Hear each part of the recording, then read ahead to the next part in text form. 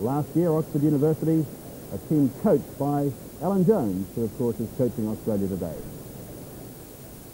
Well, this is the Irish side today, fielding 14 of the 15 players they used in their opening World Cup match against Wales a fortnight ago. The only change is at number 8, where 23-year-old rookie Neil Francis, who's never played in this position before prior to the World Cup, comes in after a very impressive debut for Ireland against Tonga 4 days ago.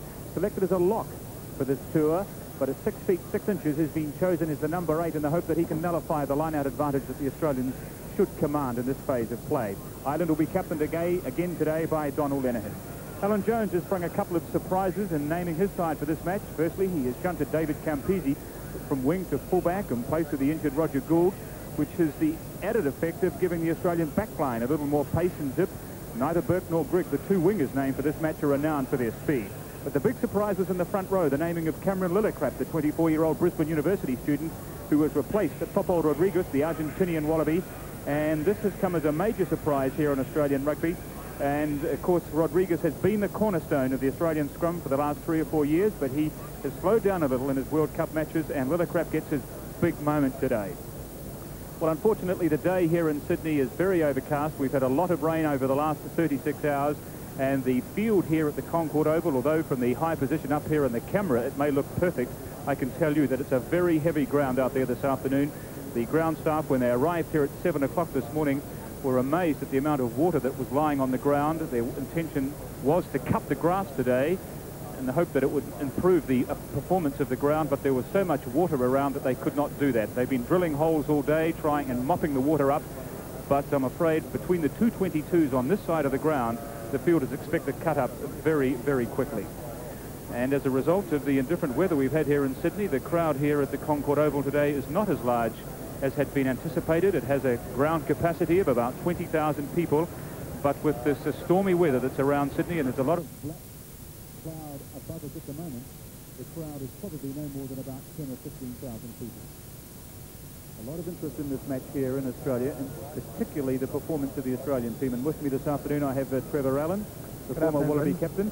And as we mentioned before, the opinion appears to be largely divided here in Australia about this Wallaby team. But the feeling I get is that it just doesn't seem to have the support that the team had in New Zealand last year or had when it won the Grand Slam. Well, I think basically, Brendan, of course, when they won the Grand Slam and the performance they put on in New Zealand last year was great. And at the moment, they're not firing very well. And I think the Australian public have been a little bit disappointed with them. It's quite a contrast to the overwhelming support the All Blacks are getting in New Zealand, but here in Australia, opinion is divided. In fact, at this oval here 3 days ago against Japan, the Australian team was booed and jeered for their indifferent performance. Well, they're getting a better reception today as they come out onto the field. There's Cameron Lillicrap, the new man on the field, Tom Lawton, Nick Barr-Jones, Steve Cutlett, Brett Papworth, Peter Grigg, and the sombre face of David Campese. It's a big day for the Australian fullback.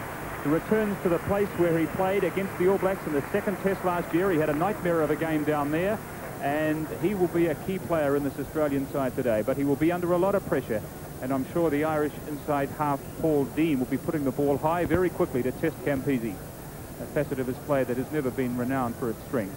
No Irish national anthem here today, so there will just be the Australian anthem before the match gets underway.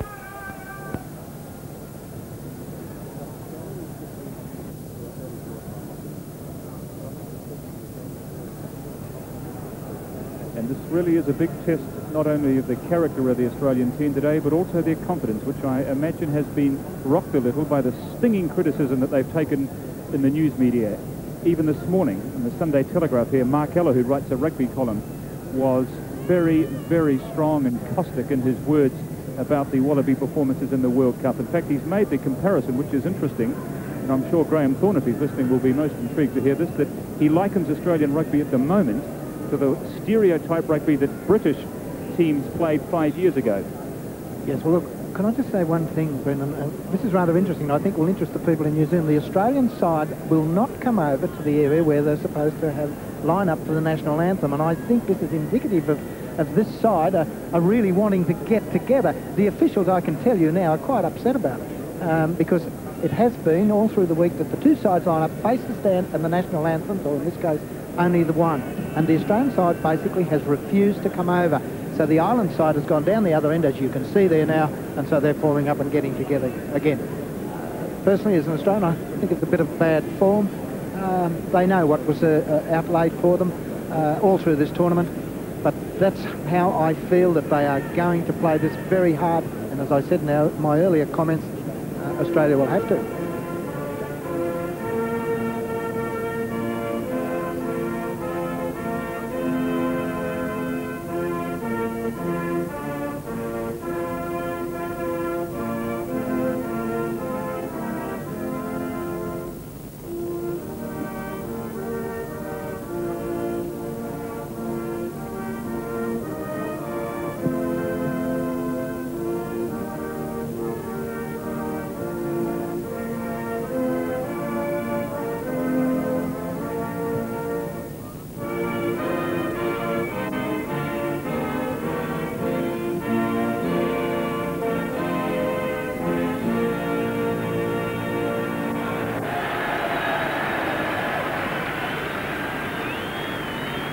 And a crowd of about 15,000 people here at the Concord Oval in good voice this afternoon, supporting the Australian team with the national anthem, and they gave them a rousing reception. The Irish team, it's a big day for them, particularly for this man here, 23-year-old Neil Francis, thrust into the white-hot heat of international competition, playing today in only his second international. Paul Dean, something of a surprise, and is naming it first 5'8". The feeling was that Tony Ward, because he'd played in the last two matches, and especially now that Campisi was at fullback, that the tactical boot of Tony Ward would in fact wear the number 10 jersey.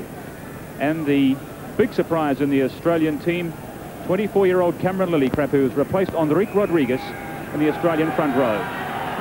And it's Michael Liner, with the Australians playing from right to left on this very soggy ground here at the Concord Oval, as Hugh McNeil brings play back towards the halfway. And it's on this side of the field where the ground is at its soggiest and that's is at its softest. And there you can see that area between the 5-metre and the 15-metre mark in from touch, which is looking rather barren and rather soft. Far Jones, and a very late charge on the Australian halfback. That'll be a penalty. Yes, Cutler took that ball very well, or punched that ball well from the line out. When we watch the replay, watch it closely. Far Jones. Ooh, two. Yes, the second one really was the late one. It was Philip Matthews, the Irish loose forward, that just charged straight into Nick Farr-Jones. And the big, solid Australian halfback, he's probably the biggest halfback here at the World Cup at 6 feet and nearly 13.5 stone. But even for this solid fellow, that was a very, very telling blow. Yes, well, here it comes again, and of course you can see there's the kick away, and it's really the man up that high that really did the damage to Farr-Jones. But unfortunately for Farr-Jones, it looked as though he might have a severe shoulder injury. Unfortunately, I'd say it's a bit he's a bit unlucky because it's so early in the game, probably not warmed up, and probably that's one reason why he has really felt it. The day here in Sydney is rather chilly with all this wet weather that's around. It hasn't been as warm as it has been for the last couple of days, and look, Nick Farr-Jones does not look good at all. Yes, and again, when we were speaking in our preview, I suggested that this man could be the big difference to the way the Australian side goes. Well, this is the man that I guess you could say is the villain of the piece, Philip Matthews, the Irish loose forward that was completely uncalled for, that charge on Nick Farr-Jones. Perhaps Matthews might claim in his defence that he was trying to charge the kick down, but he's cut his face as well, and he looks very groggy, and I don't think he'll be taking much further part in the match. And Brian Smith, the Australian substitute halfback, quickly looks as if he's going to make an appearance in this match, which is only a minute old. So this is a big blow because Farr-Jones is really the architect behind this Australian team. He certainly is. He's the player that they've depended on so much because he has become a very, very competent halfback. In many ways, he reminds me of some of the real top New Zealand halfbacks. He's solid. He's always there, and he's tackling. Unfortunately, I think he does too much tackling, but he's a tough character, and he looks as though he's going on with it. Well, he's going to stay on, but he looks very groggy. And Smith, who looked to be warming up to take his place, has been shunted back to his position on the reserves bench. And so Farr-Jones will continue. But whether he will see out the match must be another question. And he's still not right. He's still indicating to the Australian camp that he... Yes, I think he's looking for a bit of strapping. He doesn't want to leave the field at this stage.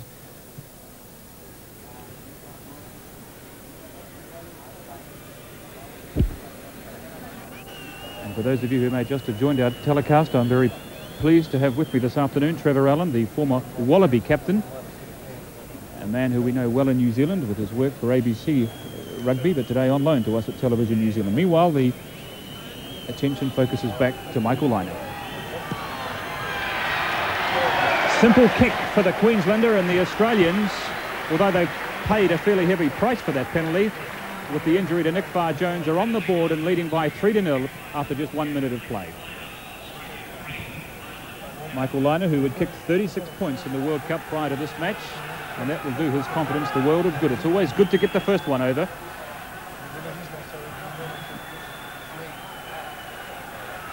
So the Irish, who have been one of the major disappointments here at the World Cup, their form has been rather indifferent throughout the first 3 matches of this particular tournament. And David Campisi, with his first touch of the ball, makes a mistake. Well, that was good thinking on the part of Michael Kiernan. He's tested Campisi right from the kickoff, and the Australian fullback has been found wanting. Yes, he seemed to have the ball covered, but it was only a small knock-on, but knock-on quite enough of it. Bradley to Dean. Back comes Kiernan on the switchback, but he's taken 15 metres out from the Australian line, and the Irish forwards have been penalised, a hand I think in that ruck, and already tempers are starting to fray there. It's Bill Campbell and Terry Kingston that started it, and Campbell is still having his say. He has a few words also to his opposite number, Willie Anderson, and it's going to be, I imagine, a fairly willing encounter.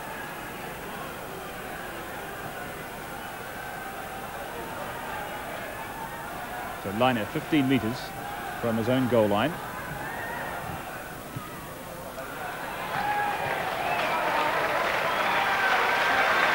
Well, that was a confident kick by Lynagh. Lynagh, they certainly... Oh, here's the fracas that took place. Now, you might see, I think Campbell came over eventually to try and help out. He's not in the picture yet. And then got involved. The Irish captain, Donald Lenihan, at number 2 in the line-out. It's the big man in the Australian side, Steve Cutler, who manages to pull down that untidy ball 15 metres inside the Irish half as the Australians start to roll them more. There's little Simon Poitevin, number 6, probably the smallest fellow on the field, or certainly the smallest forward. He's absolutely dwarfed amongst some of these towering big men in the Australian pack.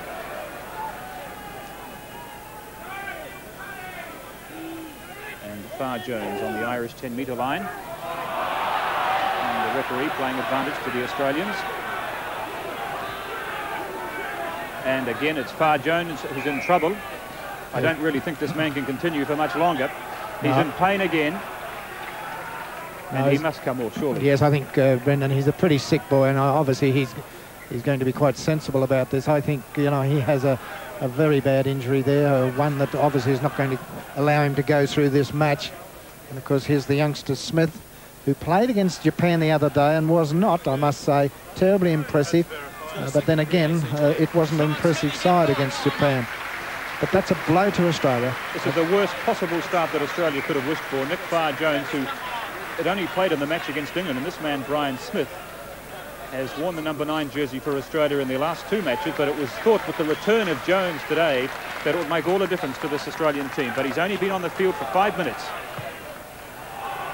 Bradley testing Campisi again, and once again his hands let him down. The Irish with the quick throw-in, 15 metres inside the Australian half. And the Irish look as if they're willing to play this game at pace. Dean, Brendan Mulling with the kick across the field. Mulling. Sorry, Brendan, but I'd have to say this. He can expect a few more bombs coming his way. They'll test him out now that he appears to not have his confidence.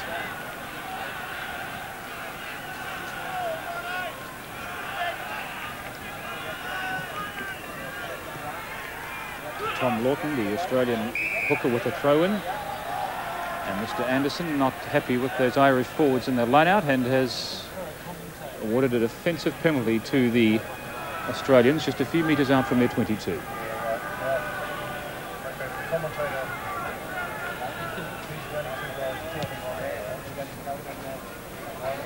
So I suppose if there's two key men in this Australian backline, it would be Nick Farr-Jones and David Campese. One has left the field and the other has looked very tentative on the 2 times he's touched the ball. That's not the start that I'm sure Alan Jones would want. Yes, and obviously Campese was brought into the game to bring thrust into this backline. Plenty of time, of course, for him to settle down. The Irish 22 to the right of the picture. And a beautiful take from the new man, Neil Francis. The Irish number 8, just look how high he went. And then we swap over. Well, that would give heart to the Irish efforts this afternoon. That superb take by Neil Francis and the release from Derek McGrath, and the Irish drive the Australians back to within 5 metres of the halfway line. Tommy Lawton. There's Francis again with the tap this time. That's untidy ball for Bradley.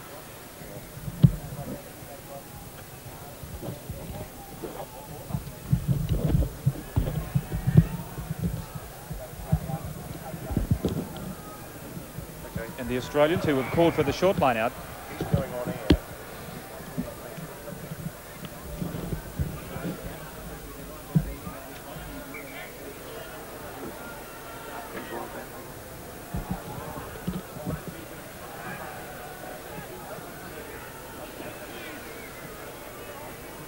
the scrum midway 22 and halfway.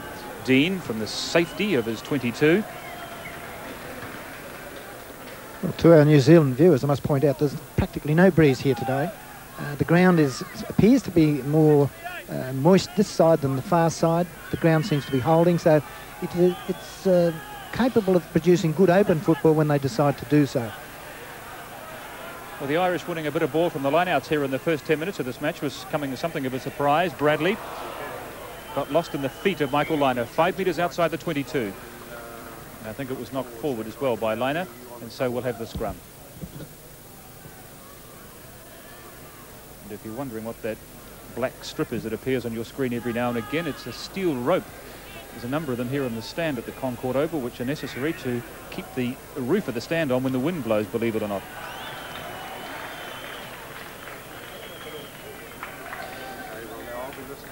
Paul Dean, as I mentioned before, it was something of a surprise to see him in this Irish backline after the Irish had decided to play Tony Ward in the last two matches. Not renowned for the same degree of tactical sense with his boot as Tony Ward. But he is a very experienced first 5'8", as is this man Michael Liner, who will kick for goal again. Yes, and interestingly enough, I've just mentioned the wind.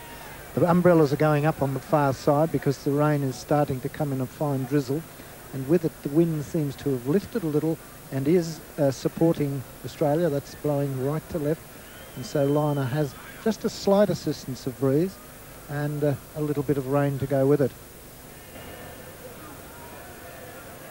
Liner, of course, is the player that when he's in goal-kicking form keeps Australia in the picture in a great number of games. And a lot depends on him. He's landed one already, but that was from straight in front. This one a little more difficult.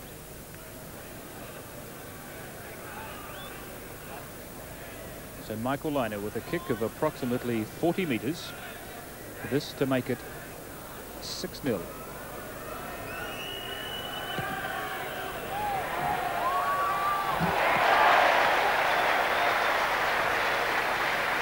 Michael Liner lands his second goal from 2 attempts, and the Australians out to a 6-0 lead.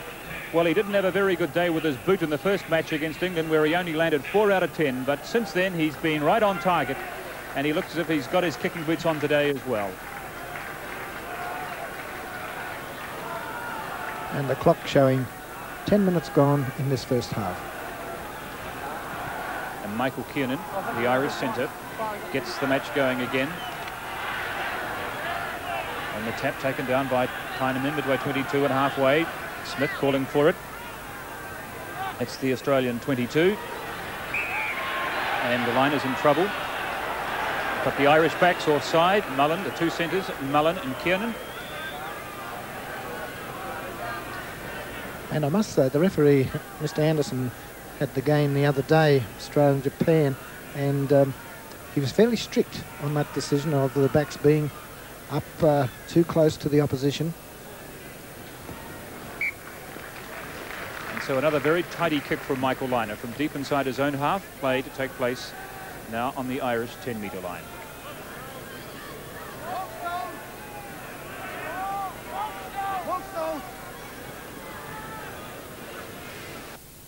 Once again, it's Neil Francis who takes it for Ireland. He couldn't keep his fingers around the ball, and it's eventually the Australians that win it. Lynagh with those Irish backs up very quickly. That's a good kick from Lynagh. Hugh McNeil goes in on the 22. It's there again for the Australian backs. Campisi's up from fullback. Burke to Campisi. But Michael Kiernan has him 15 metres from the Irish 22, and Bradley scampers away with the ball. Good play from Steve Tyman, who was back covering for Campisi.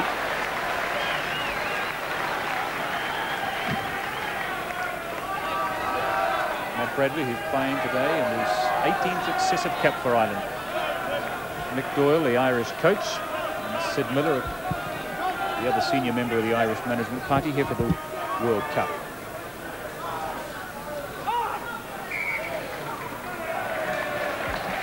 Pushing in the line-up by the Australian forwards results a penalty, 15 metres in from touch, of course. The Irish to take it on their 10-metre line. One of the problems that Australia have had in their earlier lead-up matches is that their forwards have not been racing as a pack.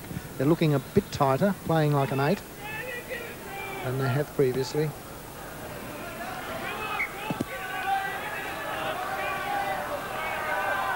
And this is the area, of course, that we're moving into that Australia expect to get plenty of ball from the short line out the goal. But it's in fact Anderson that gets the tap for Ireland. Matthews midway 22 and halfway. He's lost it forward. The referee playing advantage to the Australians. Burke comes in to tidy the ball up from the Australians.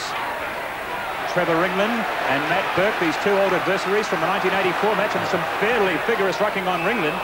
And the referee has in fact penalised Ringland, who was upset at these Australian boots going over the top of him, and he's pointing that out to Mr. Anderson, but he had been penalised.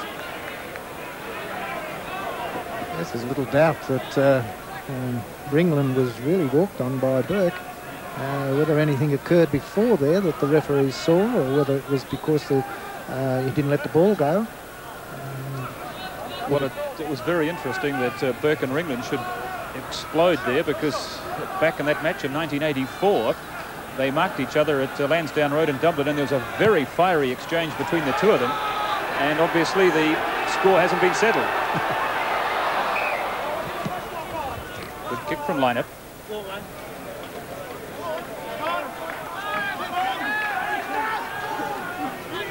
That's the Irish line, just 15 metres away. The first time the Australians have been inside the Irish 22, and Lynagh charged down by Mullen. And McNeil has gone in. Crossan is there as well, just a few metres out from the Irish line. And the Australian forwards a little ragged to get there. The ball has gone loose, and that's a try. Andy McIntyre. A bad defensive error by the Irish, a couple of metres from their own line, has given Australia the first try of the match after 15 minutes of play, and the Australians out to a 10-0 lead. It was O'Neill that went in first of all, McNeil that went in first of all to tidy up the kick from Lynagh, which was charged down, and the Australian forwards a little slow to get there, and the ball went loose from that ruck. The pass from Bradley, and McIntyre there to score the try. The kick, as we said, was charged down. Yes, and it would appear when you look at it that Ireland should have wrapped this up, should have wrapped it up pretty well, because all of a sudden there was enough of them there, but somewhere along the ball was spilt out and came out wide. Now, to me, there looked as though there was enough, and it should have been an Ireland ball, but someone, there it goes, there's the bad pass, and of course McIntyre up with it.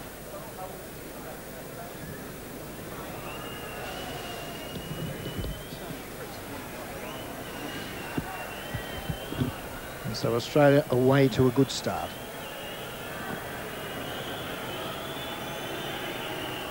So line up with the conversion. So the Australians, they haven't looked too impressive, but the fact is on the scoreboard, they're looking most impressive, out by 12-0. Yes, unfortunately for Ireland, they really haven't started to get together themselves, but Australia's starting to move into a better combination than we've seen. Their forwards were a bit slow, I thought, getting to that ruck, but showing that they're anxious to get there, which should prove a benefit to them as they go through, because it is a good Australian pack.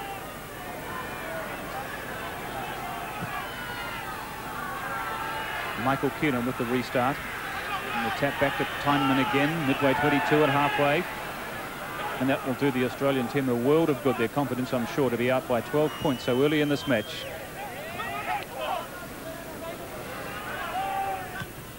Smith, the replacement halfback, but he's put it straight into the arms of Keith Crossan. Crossan, who was trying to run the ball into touch. And Liner from inside his own 22. That's a huge punt from Michael Liner. He hasn't found touch. McNeil outside his 22. Well, that long kick by Liner would give you a fair idea. He is a great punter of the ball, but there is the wind assistance, the one that was returned. Obviously, you could see the wind pick it up and drive it out. And so here's Australia on the attack again. Papworth right up with the ball.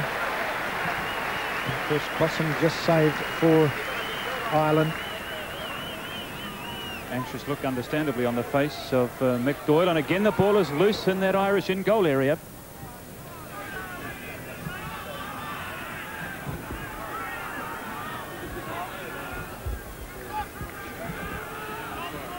So another opportunity for the Australian backs, just 5 metres from the Australian line. The control from Tyman at the back. This is a good scrummage from the Australians.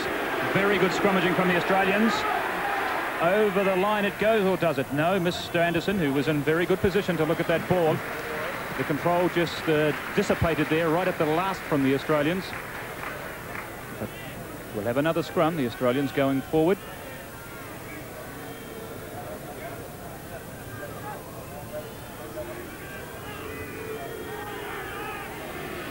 Bradley, the Irish halfback, ready to pounce. And here we go again. They'll try and perfect it a little better this time, will they? Tyneman has picked it up to Brian Smith. That's another Australian try. Well, maybe Alan Jones is going to make his critics eat their words today, because look at that scoreline. This is almost a point a minute stuff from the Wallabies, out by 16 points to 0, and Brian Smith, the replacement halfback, gets the try. And it came very simply from the scrum, the control from Tyneman out to Smith, and he went over in the tackle 15 metres in from touch. Yes, it was, and as you can see, it was really pretty simple. The defence close in was not there, and Smith did it easily. An injury by the look of it to Bill Campbell, while Liner lines up this kick for goal. So plenty of problems for the Irish team, down by 16 points to 0, and they really have got their backs up against it now, with the match, the first half, little over halfway. Yes, well, it's not really at halfway. Just looking at the clock there, Brendan, we're showing about 18 minutes, and Australia going very well, doing it easily, and I must admit I'm a bit disappointed in this Ireland side. In fact, in some ways, Trevor, looking at this Irish team, their performance is something like that of the Scots yesterday against the All Blacks. They're just absolutely doing nothing, aren't they? That's exactly right. I watched the game yesterday, and the All Blacks seem to be in control. And I must say this, and probably New Zealand will not like it, but I thought they did it with ease. And Australia at this stage are not doing anything great, but putting the points on the board and doing it with ease. Mainly because yesterday I didn't think Scotland gave the opposition that the All Blacks wanted, and obviously Ireland are not coming back. He's hoping they do for the sake of the crowd. Michael Liner from 15 metres in from touch. through what must be the tallest uprights I've ever seen at a rugby ground, and I imagine it must be a psychological boost or advantage for a goal kicker to be kicking at these posts, because the crossbar must look so low when you compare where it sits in relation to the height of the uprights. They are really extraordinary, and I don't know whether our ABC people will give us a good look at them later, but they certainly are very, very tall. So 18 points to 0 in favour of Australia as Michael Kiernan restarts. 2 tries in the first 20 minutes of the match to the Australians, and it's this man Liner again. He's already boosted, kicked 10 points from the match. 46 points in the World Cup so far for Michael Liner.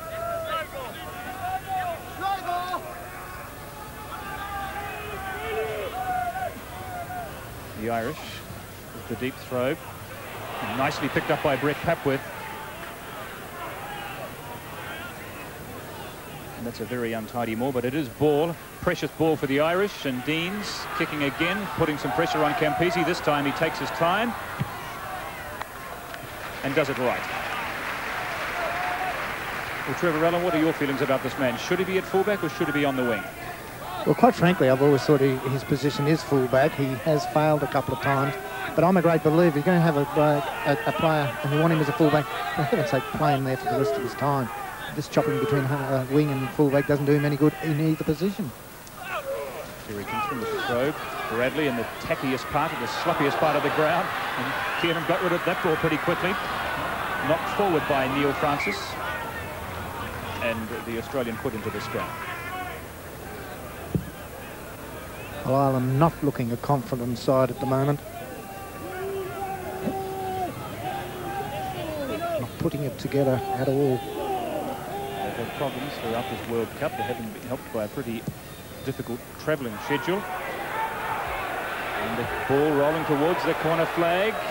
Ringland manages to keep it in, but Burke wasn't going to allow him to get away. And he's having a super game today, is the 24-year-old Queenslander Michael Liner.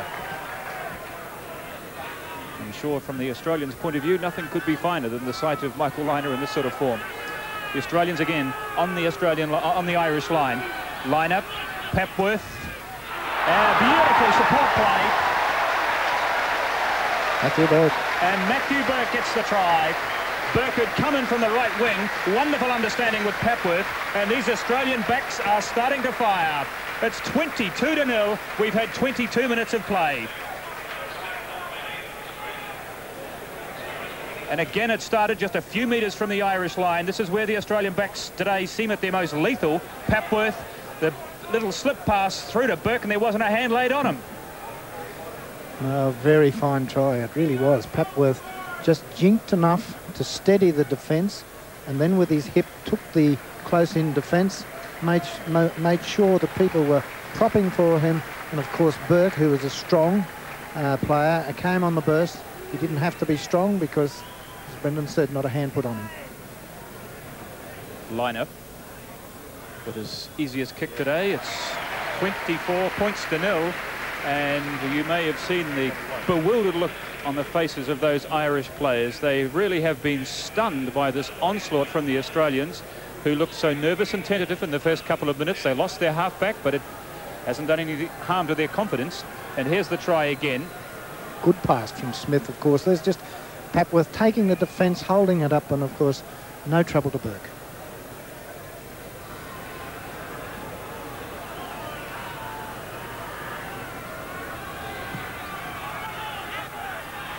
Trevor Allen has been gainfully employed here as a tactician this afternoon, and he hasn't stopped writing since about the moment that Michael Liner kicked that first penalty.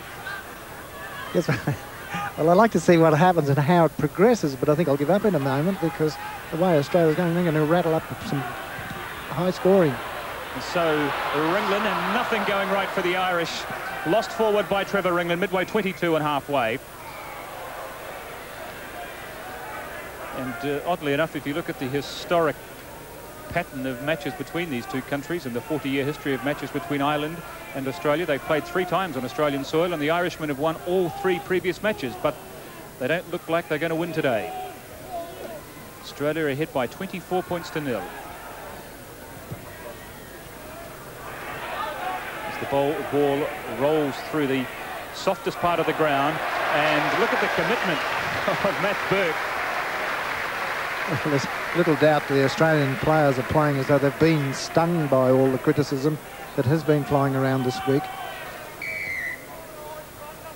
And the referee had spotted an infringement there by the Irish forwards in that line-out. So a free kick to Australia. And the line-up will no doubt put this ball as high as he can. And he's bombed it well. Bradley, and all he can do is just step into touch. I wonder what's going through the mind of the Irish coach Mick Doyle at the moment. I don't suppose there's much the Irish can do except just put their heads down and try a little harder, because they're just not in the match at the moment. They're getting very little ball. They won a few line-outs early in the first 10 minutes. Line-up. These Australian forwards on the rampage again. It's there for Liner. He's got a line-up here. Campisi to Burke. Stepped into touch.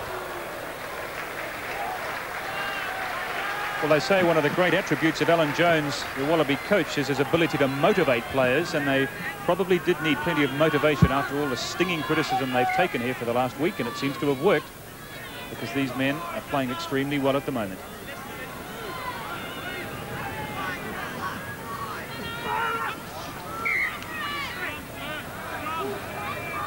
I think that throw was straight, was it, or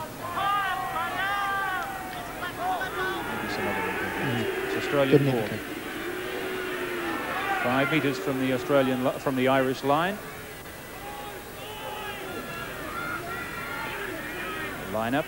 Papworth, Brigg cutting back, taken in the tackle, 10 metres short of the line. And there's plenty of whistle coming from Mr. Anderson this afternoon. Australian forwards penalised for going over the top of Peter Grigg once he was tackled. Bradley. That's about the best the Irish can do at the moment. They are under siege. Yes, they're not showing us any form whatsoever, really, of being able to settle down. The forwards can't get any sort of platform whatsoever. And the backs have been very tentative.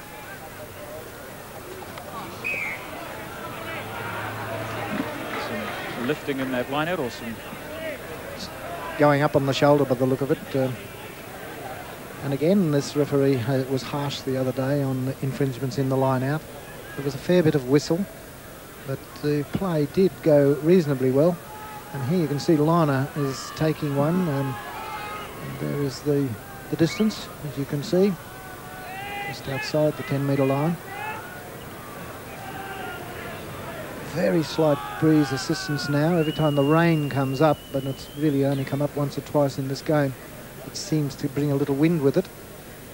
But at this moment, I would say, unfortunately, at this ground, there's not a flag in sight. But up here, you feel as though that it is deathly still. And so the advantage Australia had has gone, particularly for this kick.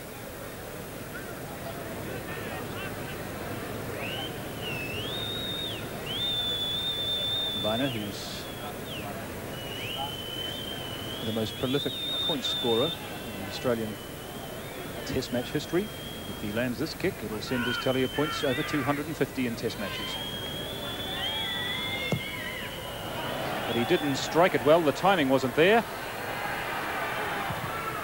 And Kiernan clears from underneath his own goalpost, but he hasn't found touch. A lot of unforced errors coming from the Irish side now. Their confidence is obviously gone by the look of it. McNeil, and he does find touch. Yes, it's going to be very difficult for Ireland to get back into the game with the 24 points. I don't know what they're going to do, because Australia are covering too well when they have it.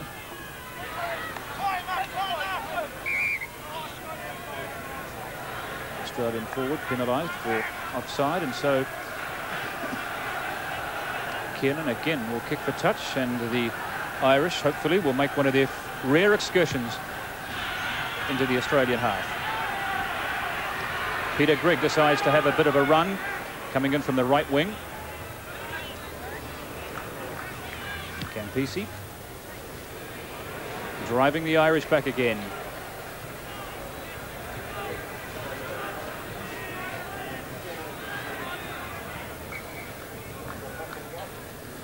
Well, Campese, of course, is a very strong punter of the ball. There's no doubt that Alan Jones has put Campese in there hoping that he would be able to burst into the back line, because the back line hadn't looked good at all in the run-up to this game. But he hasn't needed to do it today.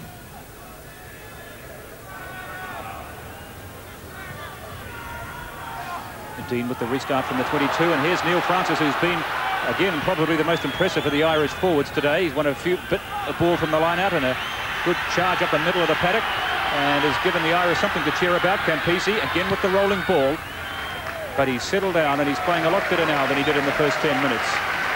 It's David Campese, who needs one more try to set a world record for the most number of tries in a test match. He equalled it against Japan the other day. The Irish revert again to the three-man line-out. There must be a minimum of 2 players on each side in the short line-out. Midway 22 and halfway. And it's worked for the Irish this time. They're going to have a bit of a run. Phil Orr, who's wandering around there in the middle of the back line from the short line-out. And they've won it from secondary phase as well for probably the first time today, but a poorly directed kick from Bradley, giving Campese plenty of time. He hasn't found his touch. And McNeil putting his players onside. Papworth is underneath it. It's there for the Irish again, just outside the Australian 22, but their forwards are pretty slow to get there. Kiernan kicking for England. Good positional play by David Campese, and he claimed a fair mark. And the referee has awarded a penalty further back, and I gather it was for interference on the Ireland players coming through.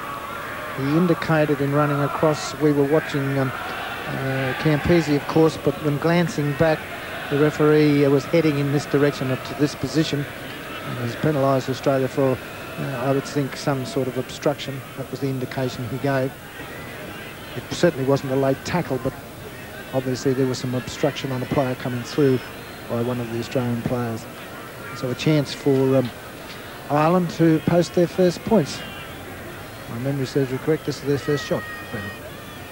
It is indeed for Michael Kiernan. It's from a relatively handy angle. The Australians are hit by 24 to 0. We've had 31 minutes of play.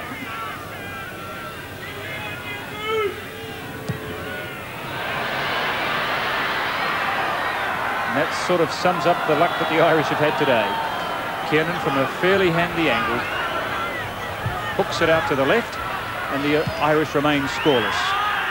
McNeil again with the Gary Owen. Just look how high that is. Campese, I've never seen him stack the high ball like that before, but he did it well. Disproving the theory that the man is perhaps a little gun-shy under the high ball. He took that with courage and with conviction in the face of those Irish forwards. And I imagine that might silence a few critics of David Campese's, who claim that he is weak and suspect under that sort of kick. Because I think Campese's major problem is that if he gets unsettled, he always seems to be unsettled very early. Once he settles down, he's okay. And there's just a listlessness about that Irish effort at the moment. Bradley, Dean, but this time the Irish backs are going to have a run. They've got plenty of speed and talent, and this man Ringland is a very good winger.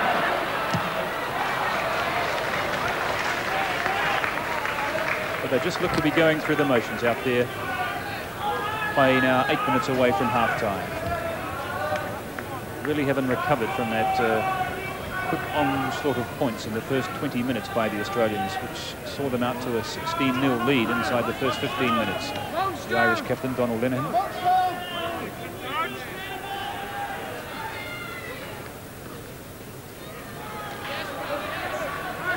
Well taken by Derek McGrath at the back of the line out for Ireland. There's Bradley, but Campese, he looks calm and composed. But the Irish got there at the same time this time, but at least he went underneath it and made a fairly valiant attempt to take it. The ball, I think, had been knocked forward by Campese, and so the scrum to take place just outside the 22. Meanwhile, there's an Irish player lying prostrate on the ground back at halfway.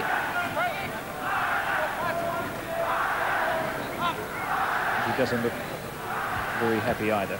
Let's have a look at David Campese. He did go underneath it. He didn't shy away from the kick from Bradley, but he knocked it forward and that's where the scrum will take place.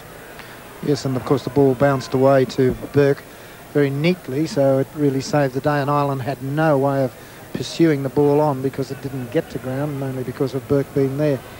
But on the subject of David Campese, and we must face it that he is a player that I guess people all around the world are talking about, and with the Bledisloe Cup coming up, there's little doubt that the people in New Zealand will be watching the performance of Campese. Campese is, as I say, I believe is a very good fullback, should be left into position all the time if he's the man to take the job, but switching back and forth between wing and fullback doesn't do him any good whatsoever. So I think Jones has got to make up his mind. He either plays him as a fullback or a winger and go on with it. And this is a sad sight. Neil Francis playing in only his second match for Ireland, as leaving the field with an injury. He doesn't look too well at all after 32 minutes of play. The man that was brought into this match today for his height, he's 6'6", and he's done a pretty good job too in the lineouts, winning most of the clean ball that the Irishmen have won so far in the match, but he looks as if he may not take much further part in the match. Look, so the Irish with 14 players. McGrath hang on to the ball a little long. He lost it forward as well.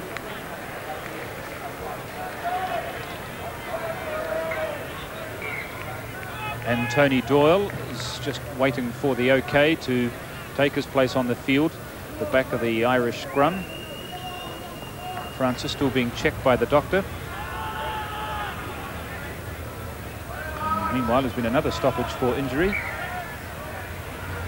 This time to Paul Dean, the Irish fly half. So there's casualties all over the field at the moment for the Irish, as Dean looks at his OK. So I think Dean's might have been a convenient one to just see what was going to happen out here on the sideline. And the referee wants the game to go on. Well, this is interesting because he's looked at Francis and said, "You're okay, fella, you can continue for a bit longer." So Tony Doyle puts his tracksuit back on, and Francis, still favouring his leg a little, is going to take his place after all at the back of the Irish scrum.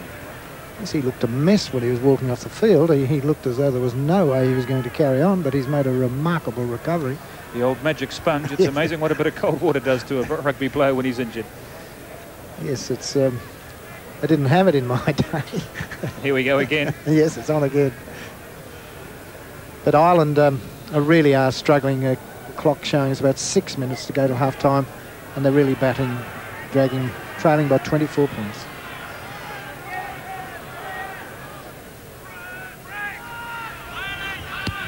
Campese from inside his 22, driving the Irish back.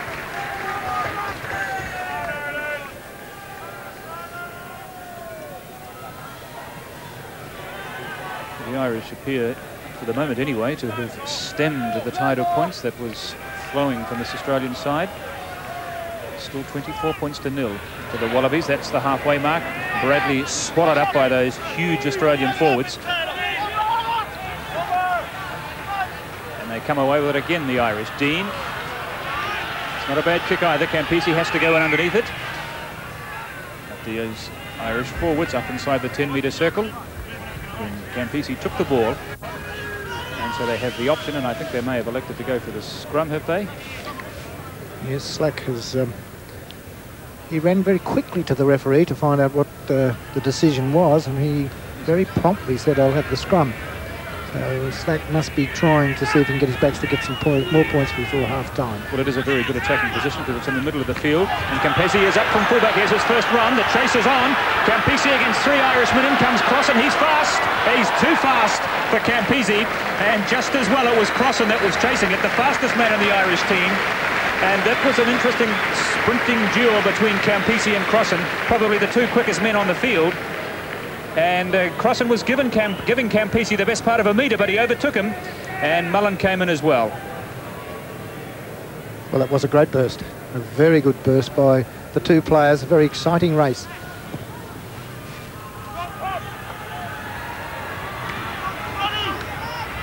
Line up, Campese, who's coming more and more into the game after that tentative start. And that's always an awkward one for a fullback to take when he's standing right alongside the upright, especially one here, which is the best part of about 70 or 80 feet high. But fortunately for McNeil, the bounce wasn't too awkward. So into the last couple of minutes of the first half here at the Concord Oval on a grey overcast day on a soft ground, but it hasn't stopped the Australians putting together their best performance so far in the World Cup. They're ahead by 24-0, 3 tries, and the rest of the points coming from the boot of that man lineup. Papworth takes it up to midway 22 and halfway, and the Irish loose forwards just winning a bit more ball from the loose at the moment. Campese showing he's got quite an educated left boot as well, and McNeil trying to cook something up from the back. Smith going underneath it. He lost it forward.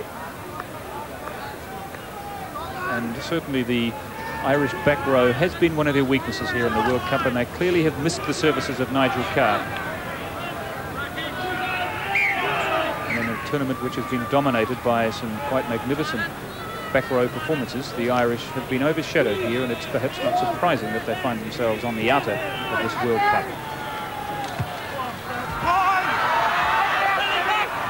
Good play by Smith as he had that kick covered.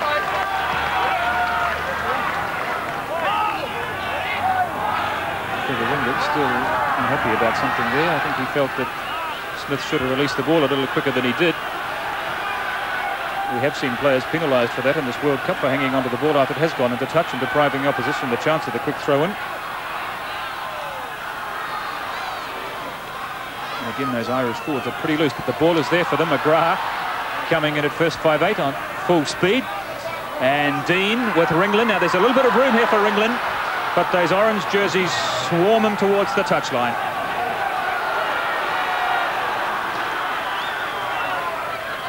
The ball is still in play. Tyneman a couple of metres from his own line. And the Irish forwards are being penalised, in particular Terry Kingston. Going in over the top there. And the Australians, to their relief, receive a penalty just a couple of metres from their corner flag. Yes, on that last move, Ireland, I thought, took the wrong option. They came around the blind side, and the attacking players on the blind side suddenly found a wall of orange jerseys. Bradley waiting underneath it with some timely support from Philip Matthews. 10 metres outside the Australian 22. And Bradley, and there was a lineup of green jerseys here. Dean. Oh, but a poor pass from Dean. And through goes Campese. Now Campese, can he control it? Here goes Crossan giving him the chase again. And what does Mr. Anderson say? No try. And again, it was Keith Crossan that just nipped literally Campese in the bud there, right at the try line. And he can't believe it, the despair. Look at this. There was no one in front of him at this point. And again, Crossan just flew in from the wing. Flew in. The ball drifted away a little from Campese. He had to come in on the angle. And that just slowed him up enough to allow Crossan to get there and clear it away. And that is half-time here at the Concord Oval. So the Wallabies at last have shed the shackles of mediocrity which had marked their first-round performances. They've hit form here with a vengeance against the hapless Irish. 3 first-half tries. The first coming to Andy McIntyre, the second to the replacement halfback Smith, and then Burke scored the third try. And this man here, David Campese, who has looked very, very lethal in the last 10 minutes. He's enjoying himself out there now. And Trevor Allen, as a former Wallaby captain, you would be breathing a lot better now than you were before the match. Certainly, there's no doubt about it. And full credit to the Australian side. They, as we've said earlier, without repeating, just to say that they came under a great deal of criticism. They jumped pretty well. They had a few hiccups in the early part of the game, overcame the problem, and have got right on top of Ireland. And they've got on top basically because the forwards have taken control. Their backs have not played the flippant football that I suggested they played against Japan. They're looking more like an Australian back line, and of course Campese is adding that little bit of zest to them. So that's how we see it here at half-time at the Concord Oval. 3 first-half tries have been the principal reason why the Australians are leading the Irish by 24 points to 0 at the break. And we'll return to Brendan Telfer and Trevor Allen at the Concord Oval when the second half begins. Well, Matty Blackburn, I was told by the Irish management before this World Cup started that this particular Irish backline was probably the best of all time in Irish history. I would hate to see their worst. So would I. One can be quite scathing about the approach that Ireland are taking to this match. they've been completely negative in anything that they've been doing. The only one occasion that I thought that they could have done something about it was a poor pass to Michael Keenan, and as a result the move broke down, and they'll need a miracle to come out of this. I'm looking to chase 50-0. Heavens above. Bernie Fraser is also with me. The Irish team, another bad factor of their players, their almost total lack of support play, isn't it? Yes, their biggest problem is they haven't got a loose Lucy, and the time that the ball does come out and it goes, the Irish try to do something with it, and when it breaks down, there's just no Irish forward within Cooey, and from there the Australians just launch back onto attack, and the Irishmen, they get in the ball in very good positions at time, but they just don't know what they do with it, and I think the fullback in the Irish team is very similar to the Fijian fullback, and all they want to do is kick it, and I think that the Irishmen have really got to take the game to the Australians and the backs and just run hard and straight and see what comes about after that, but they're just not doing it. Well, the Irish team, even at the half-time break, appear to have split into two camps. There's no sense of unity there. Donald Lenihan was trying to instill some cohesion into his backline, but really for these Irish supporters, it's all bad news. Australia 24, Ireland 0 at the break. What do you think of the Australian effort, Bernie? They've got 24 points on the board, and against an Irish team which isn't playing well. How well are Australia playing? Well, if for a team to be playing badly and score that many points, you know, they can't really be too bad. They seem as if they're a wee bit disjointed at times, but I don't know whether it's that the fact that so much pressure's on them from outside of rugby, and they seem to be going all right. But you know, I still don't think we've seen the Australian side of, say, even 2 years ago. So if they hit their straps, you know, they can play a lot better than that. Bernie Fraser and Matty Blackburn, thank you for those half-time comments. It's 24 points to 0 to Australia over Ireland in this Rugby World Cup quarter-final. Donald Lenihan with a lot of work in front of him in the second half if he's to get back into the match. We'll return to Brendan Telfer and Trevor Allen in just a moment. Rugby World Cup action continues with live coverage presented in association with National Mutual. I tell you what, that crosses fast. Play about to resume here at the Concord Oval in the second half of this quarter-final match between Ireland, who will play from right to left in the second half, and Michael Keenan to restart play. So the Irish have 40 minutes left to arrest their dwindling hopes in this World Cup, down by 24 points to 0. They face a very difficult job to get back into this World Cup against an Australian side that at last is starting to fire in this World Cup, and maybe what Alan Jones said to me during the week is right, that he claims that one or two of the fancy teams in this World Cup have peaked too early. They haven't paced themselves right. And he feels the Australian team have got themselves into the right momentum, just shifting it up a gear with each match. And that essentially is what has happened with this Wallaby team. They have improved little by little in each match, and today they've taken a quantum leap in improvement, and they're well on their way to the semi-finals.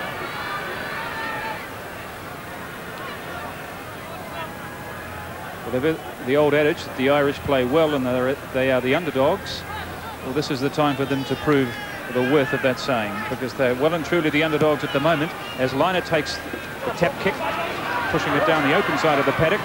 Trevor Ringland was there, but he left it for Hugo McNeil, and he's testing Campisi, but Campisi really hasn't put a foot wrong since he fumbled a couple of balls in the first couple of minutes. Crossan covering for McNeil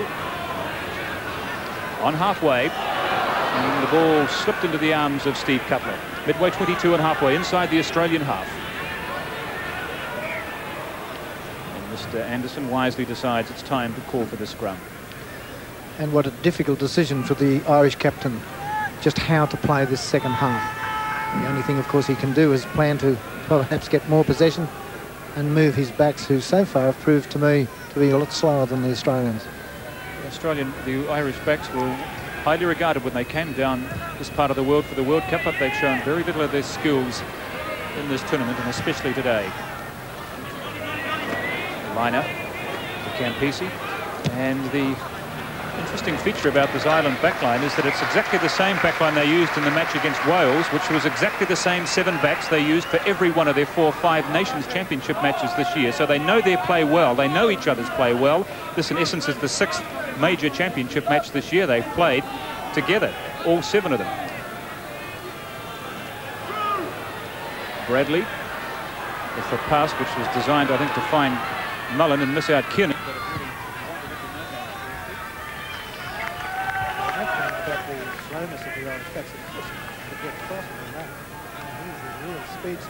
But one of their failings, of course, is their half position combination. Has been very strong. We just have a slight problem with our Australian commentary circuit for the moment. It appears as if we have another injury break, and the Irish halfback Michael Bradley being attended to by the referee Brian Anderson of Scotland. Friendly pat on the head for Michael Bradley.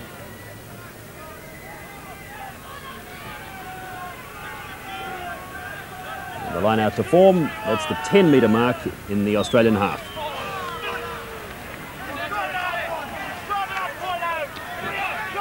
$24 points to 0 to Australia. Smith to Liner. Bradley waiting back for Ireland on the halfway line. And it appears we have our commentators back. Let's go back to Brendan Telfer and Trevor Allen. Well, you've missed a very little while you've been away. There's been an injury break to Matt Bradley, and from the line-out, a high up and under from Michael Liner. The Australian loose forwards are caught offside, and Kiernan with a penalty. And I think he's going to kick for goal right on halfway. So this is a big kick for Michael Kiernan, all of 50 metres and more. He's only had 1 shot at goal, so that's another interesting indication to the Australian performance. A very disciplined performance in the first half. Kiernan only was able to kick for goal once from a penalty, and he missed with that. And earlier we talked about the victories that Ireland have had against Australia, particularly in this country. And of course, one man that really destroyed us several years back was that goal kicker Ollie Campbell. He really was a thorn to the Australian side in those days.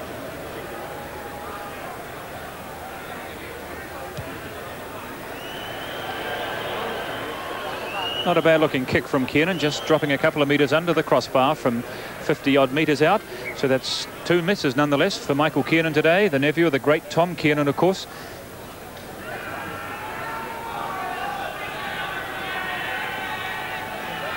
And Michael Liner to restart on the Australian 22. No change to the half-time score. The Australians are hit by 24 points to 0. They scored that 24th point in the 25th minute of the first half. So it was a point a minute stuff for the first 25 minutes, but nothing since then. And Liner testing Ringland again, and he's not getting away from Matthew Burke this afternoon.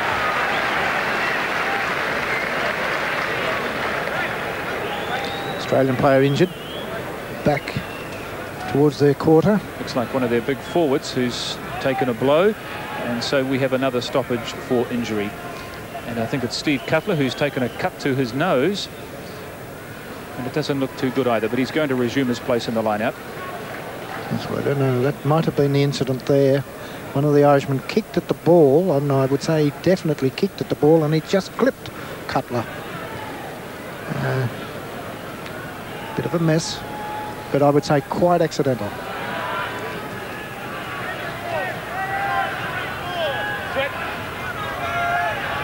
Australia again with a short line out, 6-man line out this time. The Irish loose forwards in very quickly on Smith, and they've won it this time. And Dean testing Campisi, but it's far too deep. He's got all afternoon to line that one up. Maybe the Irish might have been better to have played Tony Ward this afternoon, because really Dean has not tested Campisi at all. And I must admit, I don't think Dean has been very smooth in his movements from the 5'8" position. He has slowed up the midfield attack. Alan Jones, who looks a little agitated by something, up out of his seat, having a word to one of the reserves while play continues. As Burt takes the ball into touch. Midway 22 and halfway. He's having a word there to Roger Gould, who was not available for this match because of injury, and it's in fact Campisi who's replacing him, of course, at fullback. And Gould and Jones have left the grandstand. Or they've gone for a little chat on the landing just down in front of us, away from the rest of the Australian team. Well, the Irish backs decide to have a run. Kiernan, Crossan, left behind by Hugo McNeill. And he knocked it forward as well. It's very difficult to assess what the conference was about, but I would not be surprised if he thinks that maybe Cutler shouldn't be out there with this bad gash that he's got.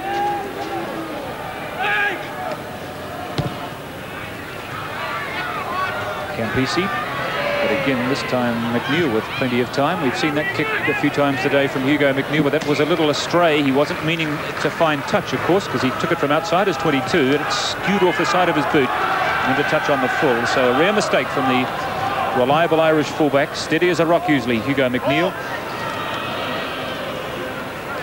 Difficult one again for Smith. This is the tap back. Yes, Cutler got a hand to that one, not neatly enough, and of course it made it very difficult for this little halfback. Now, what can the Australian backs cook up here? Campisi is moving wide outside of Grigg, but they're going the short side, and Grigg trying to get inside his opposite number, Crossan, Peter Grigg, who's not as fast as he was a few years ago, but he's been one of the informed backs in the Australian team this World Cup so far. It was a bit of a dilemma for Alan Jones with Burke, Campisi and Grigg all in pretty good form, and the injury to Roger Gould in some ways relieved him of what might have been a difficult choice for the two wing berths this afternoon. And it's there again for the Australian backs. Slack, Grigg coming in from the right wing. The referee playing advantage for the knock-on from Grigg, but there was none to the Irish. The Australian backs just looked a little casual on that occasion as they moved the ball. There was a big line-up here, but they got very bunched, very close together when there was a lot of room free further out. Yes, they were standing a bit too flat for what they were attempting to do. All straight across the field. Grigg limping back. Well, I suppose you couldn't blame the Australians if they are suffering a little from overconfidence at the moment. They're so far ahead on the scoreboard that they shouldn't lose this match, and they're playing well.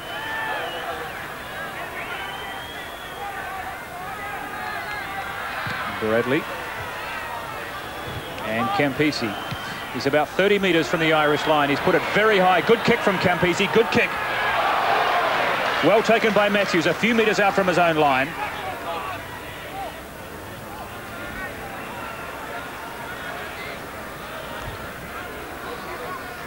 It's a strange thing about Australian sides when they get a heavy lead like this, 24-0.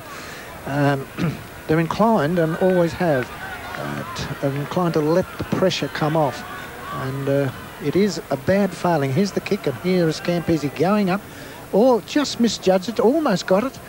Well, I would say he did get it, but it's been plucked from him, I would believe. Very near thing.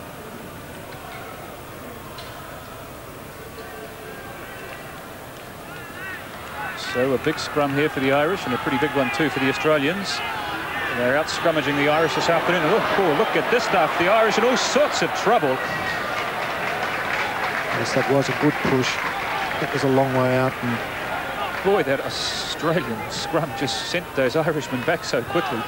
They nearly tripped over themselves. They were going back so quickly.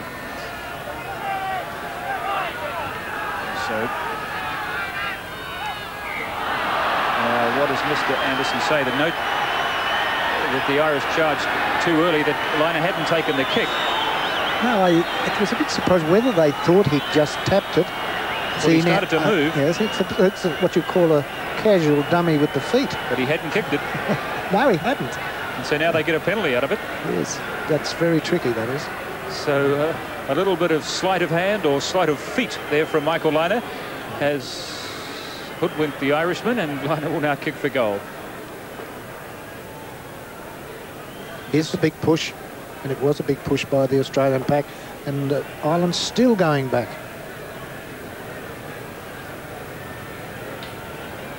Of course, here's the kick coming up, well within Liner's range, of course. He's kicked well. He's kicked 2 penalties, and he's converted 3 tries. 248 points in 18 and a half. This is his 19th test match. So he's got a strike rate that compares rather favourably with Grant Fox at test match level.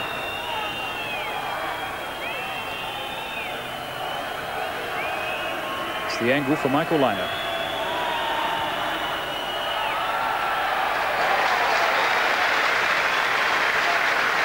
First points of the second half. It's taken the Australians 16 minutes in this spell to add to their half-time tally, and they've extended that lead to 27 points to 0.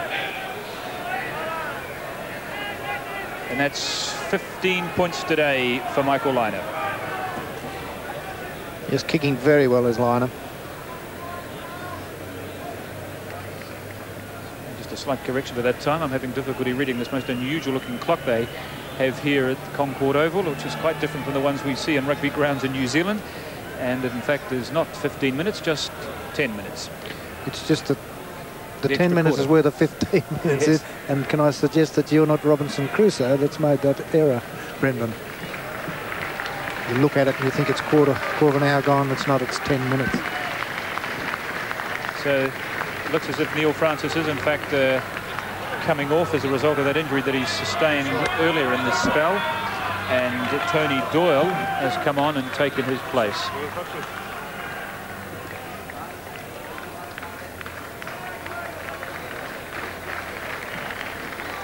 So Tony Doyle gets his first taste of World Cup rugby. He didn't play in any of the first round matches, but coming on with 30 minutes of the match to go to replace Neil Francis, who has to leave the field and only his second cap for Ireland. And the grim faces on the Irish bench.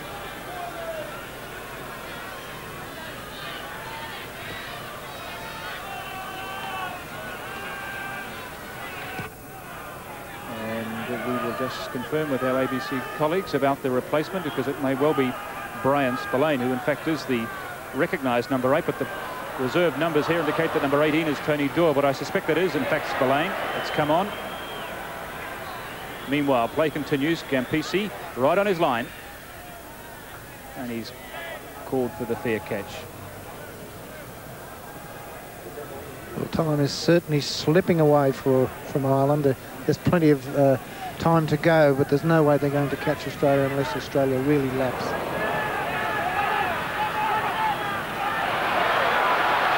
And that was a bit of a lapse in defence.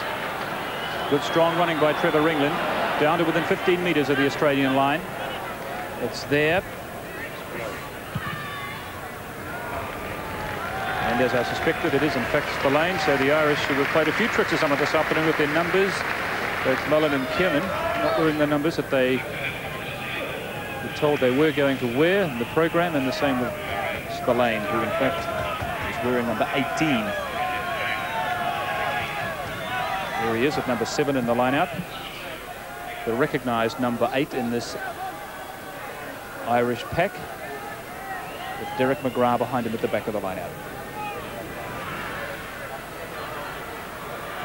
Those Australian loose forwards up very quickly on the Irish as they release it as far as Mullen, but he doesn't get very far. Inside the Irish half is Bradley kicking for the open side, charged down by Brian Smith, and Bradley again scampers away with the ball. There's a line-up here, but it's intercepted by Slack. But he had to wind himself up, and the defence was able to pull him in. Line-up. The play just a little scrappy at the moment. Now there's a big gap here between Slack and Campisi, and he's chipping it, but he might have chipped it a bit too deep. Yes, a bit wide, a bit too strong from Campisi. Interesting to note, Brendan mentioned the back rowers of Australia really going very well and getting up quickly. And I'd have to say that that's one of the problems that Dean is having. Miller in particular for Australia. Number 7 at the back of the lineup is really giving him a torrid time. Alan Jones penciling him at the moment. Never seems to rest that man.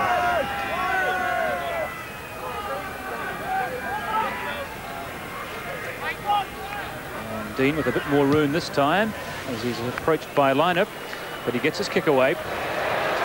That's about the best kick we've seen today from the boot of Paul Dean, this very experienced Irish fly half. He's playing today in his 21st cap for Ireland. Been a regular member in recent years. First played for Ireland back in 1981.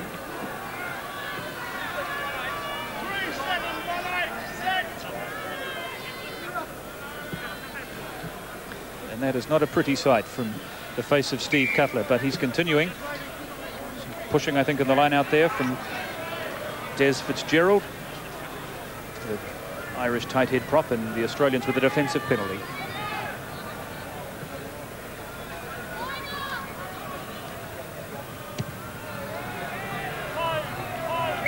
And maybe the Australians are just happy to sit on this lead, knowing that they've got themselves a berth in the semi-finals next week, and they don't want to suffer too many injuries or any more problems. They've already lost Far Jones, one of their key players.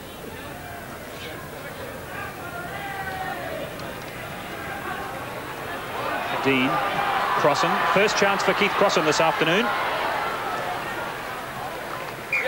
Just a tiny slip of a man, a rather frail looking figure, at just a shade over 11 stone, but he is quick. Kingston on the 22. Australia again revert to the 6-man line-out.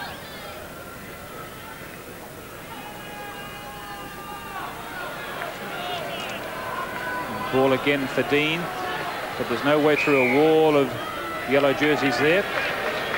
But up offside, those Australian players.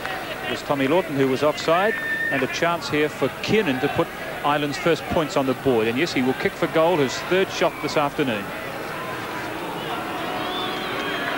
Yes, I'm sure Ireland would dearly love to get something on the board, but they really, I must admit, look very much like Scotland did yesterday.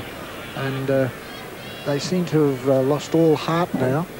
Yesterday I thought that the All Blacks were in control all the time, never really greatly troubled, as obviously Australia have been today. I must say, here in Sydney we expected a much closer game than we're watching now. Kiernan from 15 metres in from touch. At last raises the flags. And so a good hearty cheer for the Irishmen from quite a large number of Irish supporters here in the crowd. And it's taken them to 18 minutes into the second spell of this match, 58 minutes of rugby before they've been able to post any points. But still, they're an awful long way behind, and there's not much time left. But at last, the Irish flags have something to flutter for. And who knows, maybe it will put a bit of heart into these Irish bellies, which have looked a little listless since that onslaught from the Australians in the first half.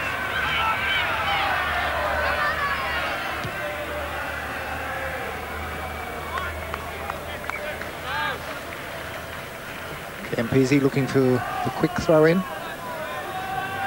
Not enough players back and in position for it. There's two Australians, Cutler and Campbell, those two huge big men in the middle of the Australian line-out, like muscular totem poles. They tower above everybody else. But the Irish forwards, with a little more vigour and a little more zeal about their play over the last 10 minutes, and they are winning a little more ball as well. Greg, the ball slips away from him, Crossan, but the whistle had gone for the earlier infringement. And yes, I can't help but feel that maybe the Australians have just gone off the boil a bit, because the Irish forwards are getting back into this match.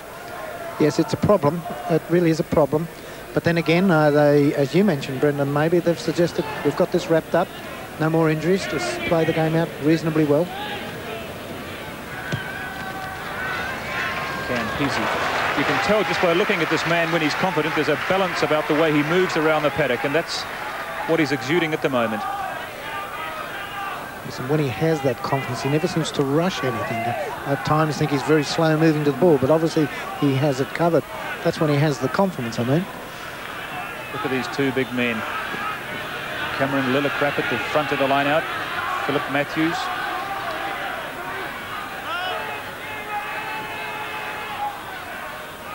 Not often you see a flanker at number 2 in the line-out, but that's where Philip Matthews was taking his position. Pensive look on the face of Matt Bradley, who's had a very tough ride behind that Irish pack this afternoon. Andy McIntyre, the man who scored the first try in the match. The Irish forwards have been penalised for going in over the top after the Australian player had been tackled. And this is kickable for Michael Lynagh. But he might have to withstand a chorus of jeers and boos, I would imagine, if he kicks for goal, because I think the crowd here want to see these Australian backs run. Yes, I think that, well, it's difficult to say what mood they are in and what Slack is going to suggest to Lynagh. But don't be surprised if he puts one high. because I think that in a few matches, well, here's the replay there now of that line out, which shows the Irish pack coming through, getting to the ball. There's the penalty. Looked like Brian Spillane that was penalised, number 18, and Liner has heeded the wishes of the crowd, and he's put the ball high in the air from 40 metres out. And the ball has gone loose on the 22. And a hand in that ruck by an Irish forward. Derek McGrath trying to push the ball back, but didn't escape the attention of Mr. Anderson. The Australians with the quick tap. Liner running hard. Brig Campisi. Is this the world record? He was only a metre away from it.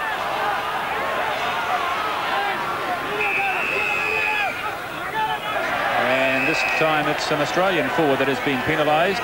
Well, he's a real disciplinarian with the whistle, is Mr. Anderson.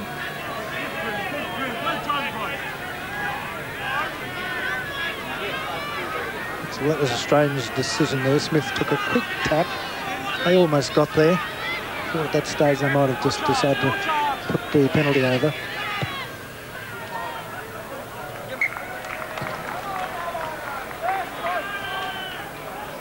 But it was Liner that could saw a half gap there, and he put on the gas, tried to ghost his way through, and Campisi, who saw the try line just a metre away, but that's where the defence nailed him. Back on the Irish 22.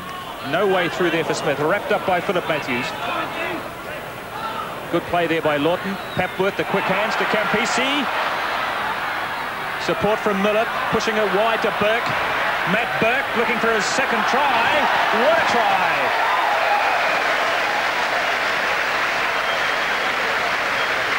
The smiles on the faces of the Australian reserves tell it all. Matt Burke pushes Australia up into the 30s after 22 minutes in the second spell. Burke gets his second try, and it was made by the quick hands that pushed the ball wide. Campisi, who cut out Ringland, managed to stand up in the tackle, and good thinking there by Miller, who pushed it very wide to Burke, and he just ghosted through that gap between McNeil and Bradley and in for his second try. Yes, that's one of the great things about Burke, of course, is the power of the man. Watch how when he gets it, he senses there is a gap. That's Campisi with the ball, looking for support, finds it with Miller, the loose forward, and here he comes with the power, steps inside, he could see the gap was there, and there's the strength of his push-off, and over, fairly wide out, and almost near the back line, dead ball line. However, I think in fairness to Burke, he always saw the dead ball line there and he was never going to go over. It's not a very deep one here at the Concord Oval. The sponsors' signs had to fit in behind the goalpost, and so the in-goal area has been shortened. However,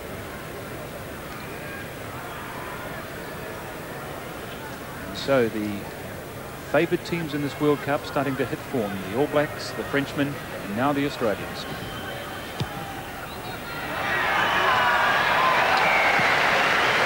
You're hot, I suppose, and Michael Liner certainly has got his kicking boots on today. 33-3, and the Irishman looking down the barrel of a good old-fashioned hiding.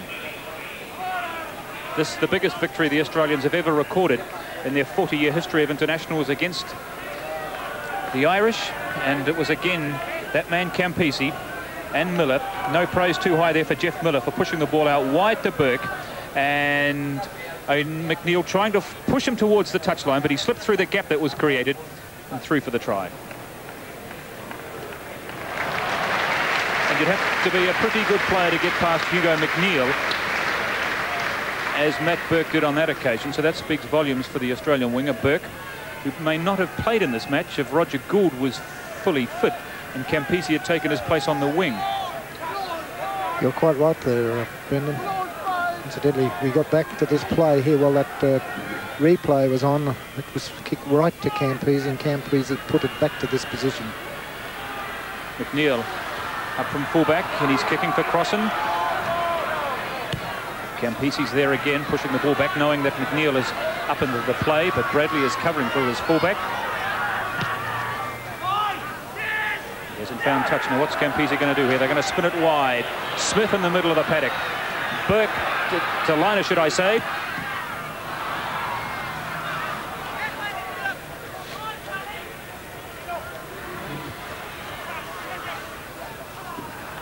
The ball has gone forward from an Irish forward. The referee playing advantage for the Australians. Campisi, who's seen a lot of the play this afternoon, and slides the ball ever so sweetly into touch. It's a long pass from Papworth. Found Campese. Campese, who's now living here in Sydney, he's a member of the Randwick Club, although I understand, Trevor, that he hasn't actually had a game yet for the Randwick Club here. Well, halfway through the season, he hasn't had a run yet. Meanwhile, there's an injury back far across the paddock to an Australian and an Irishman. And it's Brendan Mullen, the youngest member of the Irish backline, who's getting a bit of the, not so much the magic sponge here as the magic ice or the magic freeze. It's interesting you're talking about Campese playing for Randwick. Of course, he went to Randwick this year, has not played there, and it's basically, feeling simply because of representative commitments.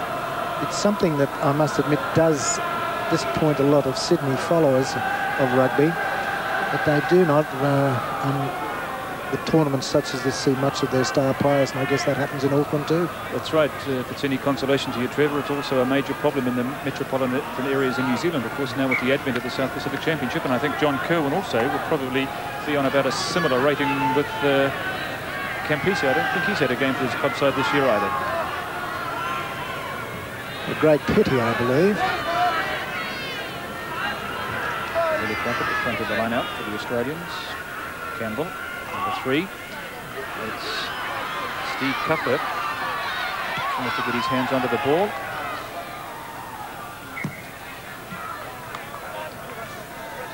It's been a tough day for Paul Dean today.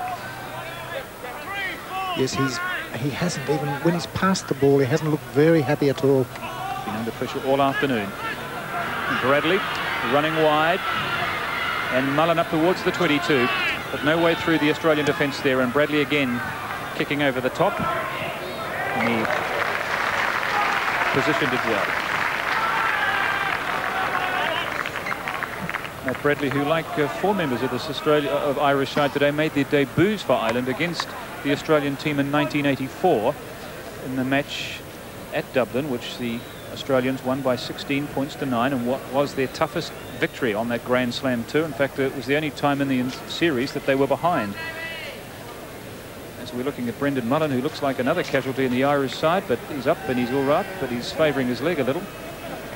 And he must have damaged himself in this very strong tackle when he took the pass, and the Irish forwards came in over the top of him, and I think he might have sustained a blow to his knee. But he is in fact coming off the field. Yes, I think the way the players came down on top of him, he had his leg awkwardly placed.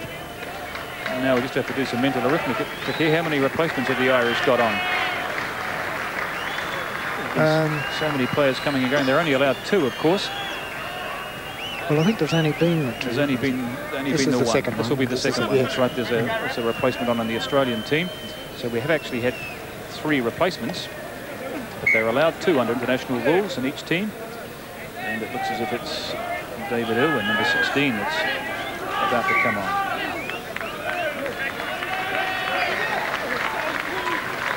So the Irish back to their full complement of 15 with about 14 minutes of the match remaining, but the Australians are ahead by 33 points to 3. It was 24-0 at half-time. 1 second half try to Matt Burke. Irwin quickly into the fray, but he's lost the ball. 2 Australians there outside the 22. Good play by Dean as he went underneath it and halted that promising move by the Australians.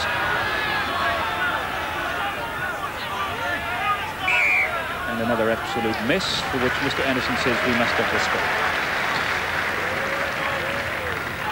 Alan Jones surprised a little bit in the selection of Miller. Not surprised, everyone, but Miller is really getting around the field.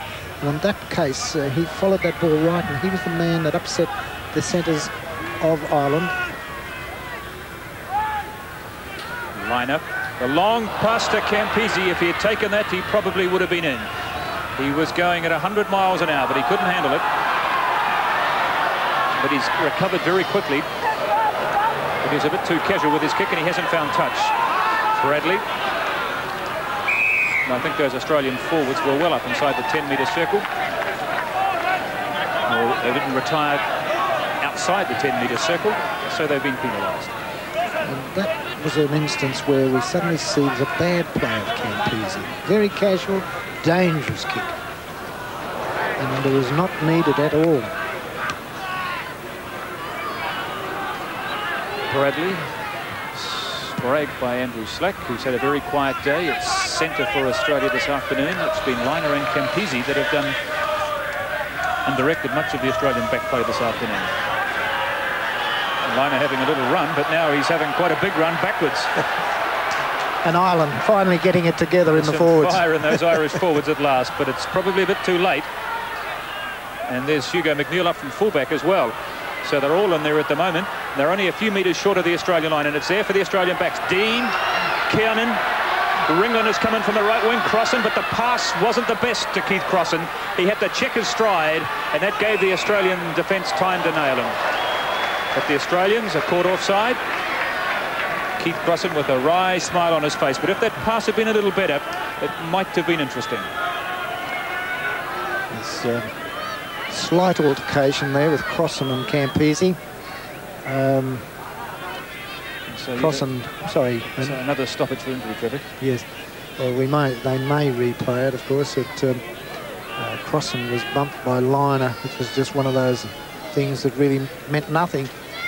But David Campese, let's see if we can see it. Here's Liner coming up. This is that's on Michael the far Liner, who made a return trip here. Yes, he went up and he came down. Yes, this is not the incident we were about to talk about, because it's on this side of the field. That's on the far side, and Liner going backwards, and the ball finally on the ground, and Ireland pack looking a lot better. Good play there by Terry Kingston, the Irish hooker, who managed to free it to Matthews, and eventually it came back to Bradley. And let's have a look at this pass first of all to Crossan. You'll see here this last pass from Ringland to Crossan, where he just had to stop and pull it in a bit, and the defence managed to catch him. There's the bump, and you'll see Campese come in and have a little bit of an argument there. So from the penalty,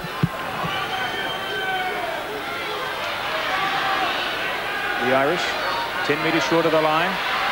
Spillane, Hugo McNeill, and another try to the Irish fullback. He makes a regular job of scoring tries to this man, and he's picked up another one today. He got two versus the Tongans, he got another one against the Canadians, and he gets another World Cup try today to give a smidgen of respectability to the Irish scoreline at 33-7. And it was a very good try too. From the tap penalty, it was Matthews that took play up to within 10 metres, laid up very nicely for Bradley. Spillane, the quick hands, out to McNeill at full speed, the dummy, and Hugo McNeill, this very experienced Irish fullback, in for the try. And the try was converted, and here, of course, is the step back by McNeill. He wrong-footed the defence, or the cover defence couldn't quite get to him. A good try. And Michael Kiernan can take some of the credit for that try, for a very slick pass to him, to McNeill, which put him in the clear. So the Irish reply with a try in the second half. So the try count in the second spell has been one apiece, one to Burke, and now one to McNeill. It's 33-9. But about 10 minutes of the match remaining. So the Irish are going to need a lot more tries than that if their World Cup campaign is to last beyond another 10 minutes. So this tournament, which started with 16 teams a couple of weeks ago, is now down to 5. After tomorrow, of course, there will only be 4 teams left in the World Cup. Slack, the Australian captain, Grigg.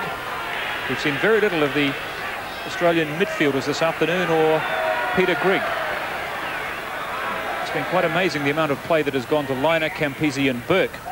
And Papworth, Slack and Grigg have virtually been passengers in this match for most of it. Well, Australia's backline play has changed with this team this year. They're very rarely sending the ball along on a straight backline movement. It's been quite interesting, which I think is a fault. They do a lot of cutout play. Smith running from midfield, and now Brett Papworth has an opportunity as he gives chase, but the kick was too deep.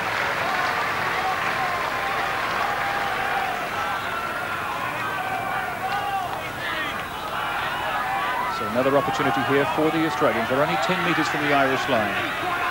Brian Smith giving his instructions to his line out. But it's an Irish throw, Kingston. And a good tap from Philip Matthews. It's Irish ball. Bradley, the Dean, gets away from line-up.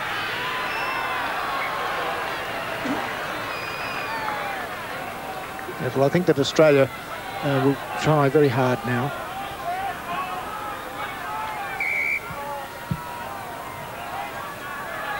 The Irish have been penalised in that line-out, so a kicking opportunity here for Liner, but surely they'll take the tap. Yes, they do. And Liner's putting it into the in-goal area. And it's a bit of a lolly scramble, and a green shirt gets there first. Bradley keen to take the short, quick drop out from the 22. And it's certainly relieved the pressure. And here's the high kick coming down.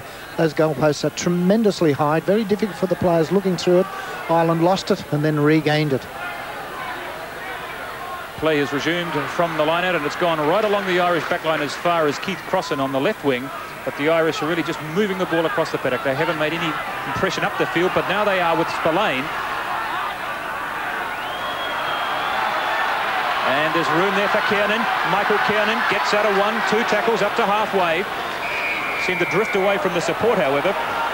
And the Irish forwards penalised for going in over the top of Kiernan after he was tackled.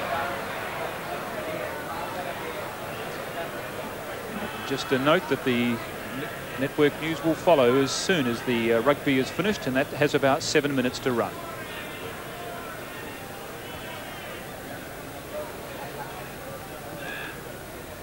So Australia well ahead on the penalty count as well. There's Liner angled that kick for the corner flag, but he was off target. But the Australians still on attack from the drop out of the 22.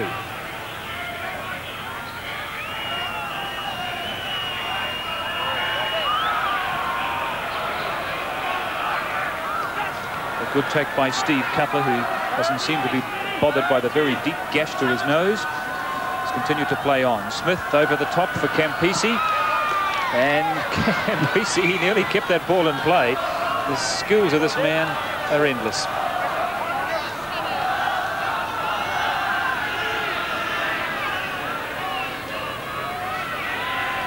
The busy Parramatta Road at the background there, over beyond the dead ball area here at the Concord Oval, which incidentally takes its name not from any peace or harmony that is bestowed on this ground, but from the fact that it's in the suburb of Concord.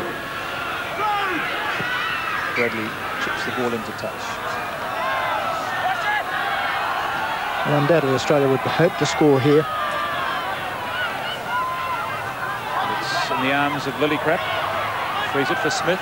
And again, those Australian backs bunched very close together in the midfield, and so Papworth with a little kick ahead, but it's ricocheted off a Irish boot. I think it might have been knocked forward as well by an Australian, and so the scrum to take place right underneath the Irish posts. Philip Matthews, who's been in the wars this afternoon, has had another knock. And Phil Orr looks as if he might require some medical attention as well. Yes, well, the Australian backs in that last movement, when I thought that they had a great opportunity of going in and the dying moments of this game, here comes the movement now. Let's see how close and tight they are out wide in front of the goal post, because it comes out fairly cleanly, as you can see. But they're not all in the picture, but there were 3 or 4 of them really within arm's length of each other, which makes it very difficult to get the ball away, and they were not standing far enough back. And so the scrum to go down. Ireland with the loose head, but it's right underneath their own posts. And again, the big Australian scrum, but trying to wheel the Irish off the ball. Spillane coming away with it. Anderson. Willie Anderson, who lays it back nicely for Matthews. This is better play from the Irish forwards. Perhaps if we'd seen more of this in the first 20 minutes, the Australians may not have posted those 3 quick tries, and Ireland could still have been in the match. Campisi controls it well. That's his 22.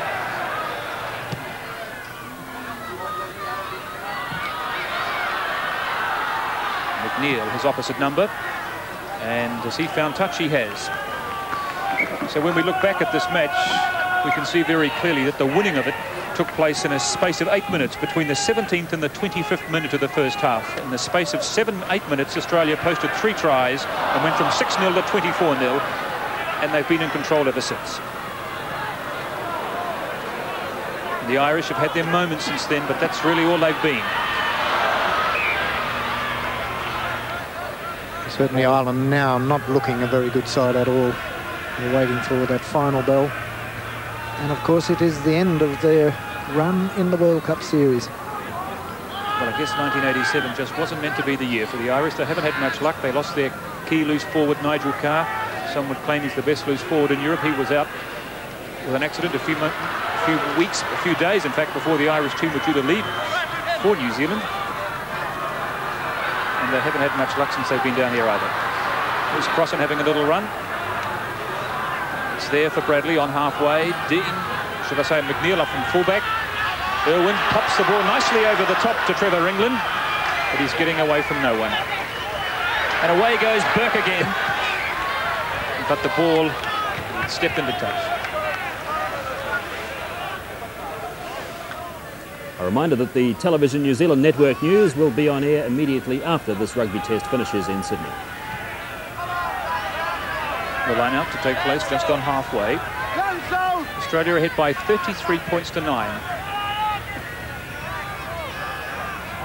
After they led by 24-0 at half-time. And the Australian forwards have been penalised for offside in the line-out inside the Australian half. The Irish decide to tap and run it. Matthews. There again for Bradley. And the Australian forwards are really going only at half pace at the moment. And Dean couldn't get away from the ankle tap from line-up. And into touch it goes. Yes, if we have a look at the Irish campaign for this World Cup, it's been a chapter of just little niggling things that have gone wrong for them, which certainly haven't helped them. They lost Nigel Carr, then of course their coach Mick Doyle had that heart scare in Wellington. He was in hospital for a couple of days. Then they've had a lot of travelling to do. And they haven't had a chance really to settle down. But Matthews is having a very good last quarter in this match. Picks up the loose ball and charges towards the line. It's there for the Irish backs. Kiernan.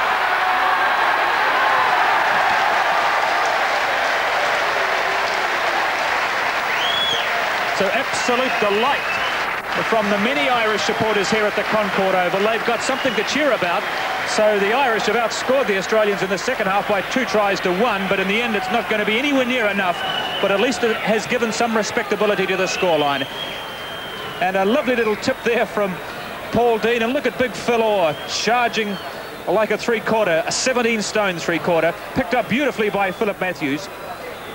The Irish loose forwards, McGrath there as well, coming into their own at last. And a little swivel there by Michael Kiernan, and the defence opened up.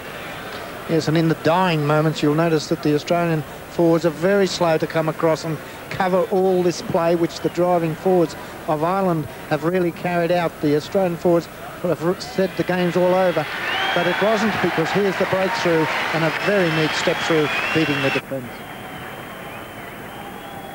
And the try, Kiernan converted his own try, 33-15, with the full time about a minute away. So the Irish have come back with 15 points after the Wallabies, perhaps understandably, going off the boil in the latter stages of this match after they built up that big lead. And there is the hooter for full time. So at the Concord Oval, the Australian campaign at last comes alive with a very good performance, ahead by 24-0. They won 33-15, and the winning of the match took place in a spell of 8 minutes in the first half when they ran in 3 tries. And at full time, 33-15 to Australia over Ireland. So in the first semi-final, also at Concord Oval in Sydney next Saturday, it will be Australia against France. New Zealand to play the other semi-final a week from today, and that's against the winner of tomorrow's game between Wales and England in Brisbane. We're back with highlights of today. So line-up with the conversion. So the Australians, they haven't looked too impressive, but the fact is on the scoreboard, they're looking most impressive, out by 12-0. So another opportunity for the Australian backs, just 5 metres from the Australian line. The control from Timon at the back. This is a good scrummage from the Australians. Very good scrummaging from the Australians. Over the line it goes, or does it? No, Mr. Anderson, who was in very good position to look at that ball. The control just dissipated there right at the last from the Australians. But we'll have another scrum, the Australians going forward.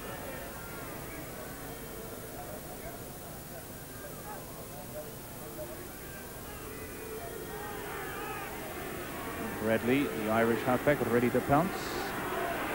And here we go again. They'll try and perfect it a little better this time, will they? Tyneman. He's picked it up to Brian Smith. That's another Australian try. And as you can see, it was really pretty simple. The defence close in was not there, and Smith did it easily. Michael Liner from 15 metres in from touch. Through what must be the tallest uprights I've ever seen at a rugby ground, and I imagine it must be a psychological boost or advantage for a goal kicker to be kicking at these posts, because the crossbar must look so low when you compare where it sits in relation to the height of the uprights. Not putting it together at all. They've had problems throughout this World Cup. They haven't been helped by a pretty difficult travelling schedule. And the ball rolling towards the corner flag. Ringland manages to keep it in, but Burke wasn't going to allow him to get away. And he's having a super game today, is the 24-year-old Queenslander Michael Liner. I'm sure from the Australians' point of view, nothing could be finer than the sight of Michael Liner in this sort of form. The Australians again on the Irish line. Line up, Papworth. And a beautiful support play. Matthew Burke. And Matthew Burke gets the try. And again, it started just a few metres from the Irish line. This is where the Australian backs today seem at their most lethal. Papworth, the little slip pass through to Burke, and there wasn't a hand laid on him. Line-up with his easiest kick today. It's 24 points to 0. And again, those Irish forwards are pretty loose, but the ball is there for them. McGrath coming in at first 5'8" on full speed. And Dean with Ringland. Now, there's a little bit of room here for Ringland, but those orange jerseys swarm him towards the touchline.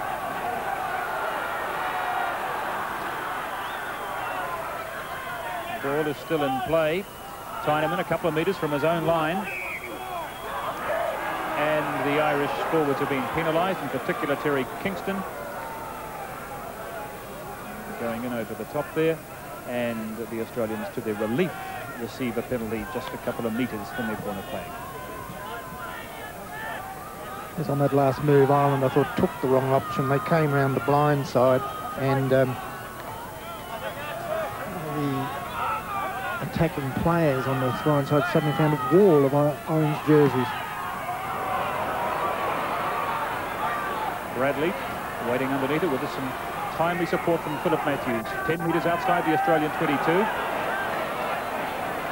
And Bradley, and there's a lineup of green jerseys here. Dean, oh, but a poor pass from Dean. And through goes Campisi. Now Campisi, can he control it? Here goes Crossan giving him the chase again. And what does Mr. Anderson say? No try. There was no one in front of him at this point. And again, Crossan just flew in from the wing. Flew in, the ball drifted away a little from Campisi. He had to come in on the angle, and that just slowed him up enough to allow Crossan to get there and clear it away. And the ball has gone loose on the 22. And a hand in that ruck by an Irish forward, Derek McGrath, trying to push the ball back, but didn't escape the attention of Mr. Anderson. The Australians with a quick tap. Liner running hard. Brigg, Campisi, is this the world record? He was only a metre away from it.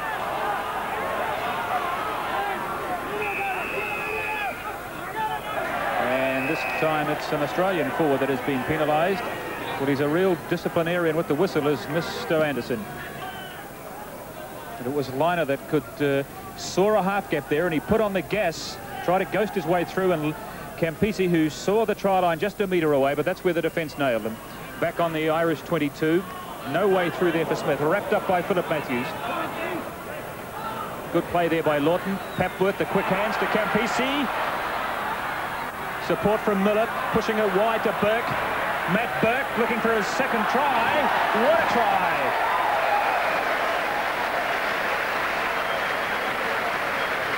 Yes, that's one of the great things about Burke, of course, is the power of the man. Watch how when he gets it, he senses there is a gap. That's Campisi with the ball, looking for support, finds it with Miller, the loose forward, and here he comes with the power, steps inside, he could see the gap was there, and there's the strength of his push-off, and over fairly wide out and almost near the back line.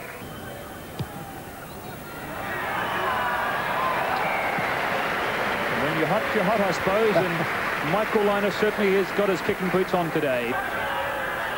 Liner having a little run, but now he's having quite a big run backwards. And Ireland finally getting it together in the forwards. Fire in those Irish forwards at last, but it's probably a bit too late. And there's Hugo McNeill up from fullback as well.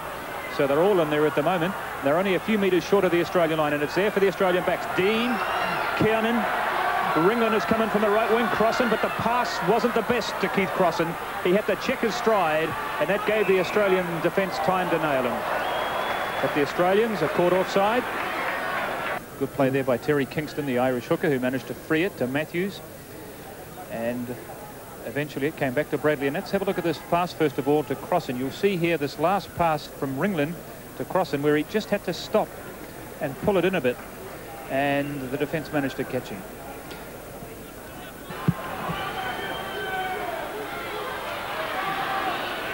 The Irish, 10 metres short of the line. Spillane, Hugo McNeill, and another try to the Irish fullback. It was Matthews that took play up to within 10 metres, laid up very nicely for Bradley. Spillane, the quick hands, out to McNeill at full speed, the dummy, and Hugo McNeill, this very experienced Irish fullback, in for the try. After they led by 24-0 at half-time, and the Australian forwards have been penalised for offside in the line-out inside the Australian half. The Irish decide to tap and run it. Matthews there again for Bradley, and the Australian forwards are really going only at half pace at the moment, and Dean couldn't get away from the ankle tap from line-up, and into touch it goes. Yes, if we have a look at the Irish campaign for this World Cup, it's been a chapter of just little niggling things that have gone wrong for them, which certainly haven't helped them. They lost Nigel Carr, then of course their coach Mick Doyle had that heart scare in Wellington. He was in hospital for a couple of days. Then they've had a lot of travelling to do, and they haven't had a chance really to settle down. But Matthews is having a very good last quarter in this match, picks up the loose ball and charges towards the line. It's there for the Irish backs. Kiernan,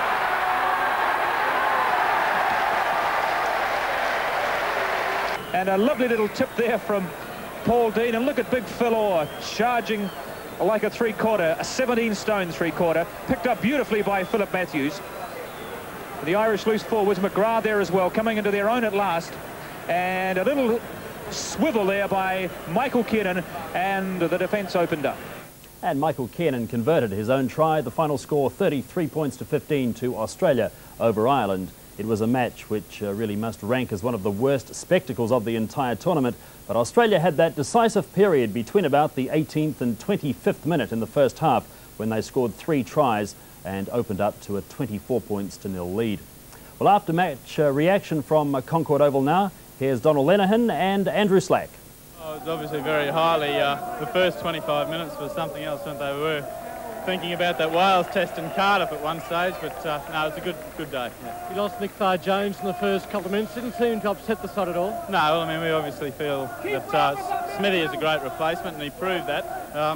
Although losing someone like Nick in the first minute is difficult, so it was particularly good effort for the guys to put that out of their head, but I mean, Smithy did the job when he was on there. Today the Australians seemed to really turn on. The quarterfinals, also the attitude seemed to change. Yeah, well, you know, as much as we try and build ourselves up for other games, I don't think the Australian team has had one of their characteristics hasn't been to really switch on for the lower type of test matches, but when they count, I think we do, and that was proven today. Just very disappointed. You know, we got off to a terrible start, and there's no way you can beat Australia when you go 15, 20 points down, whatever it was. But the thing that I was most pleased about again is that, you know, after 20 minutes our backs were to the wall, and we said, look, we've 60 minutes left in the World Cup, let's go out and let's have a cut, and I was proud of everyone there today. They gave everything. Yeah, particularly tough travelling schedule, Donald. Do you think that counted against you? Well, I think it did at the start of the competition. I think we've done more travelling than any other team in the World Cup, and as a result of that, it took us the first 2 games to get all that travelling out of our system. I thought we came back against Tonga well, we had a great game, and you know, we were slow starting today, but you know, if it was a 60-minute game, forget the first 20 minutes, I think we did all right. Donald Lenihan and his team on their way home after being eliminated in the quarterfinals in Sydney this afternoon.